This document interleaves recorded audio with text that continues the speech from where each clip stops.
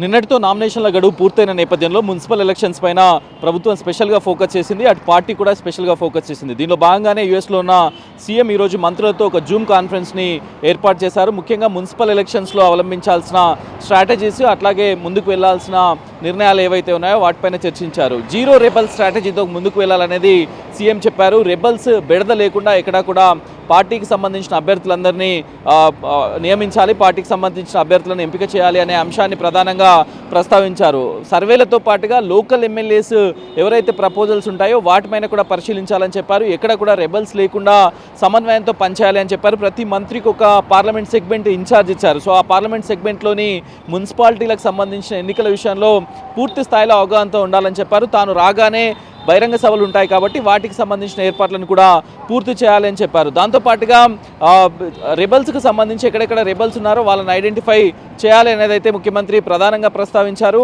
అటు మంత్రులు కూడా కొన్ని అంశాలను ప్రస్తావించారు. వాటిని కూడా కన్సిడర్ చేస్తూ రాగానే పిఎస్సి మీటింగ్ ఉంటుంది, పొలిటికల్ అఫైర్స్ కమిటీ మీటింగ్ ఉంటుంది కాబట్టి దానిలో అన్ని విషయాలను చర్చిద్దాం.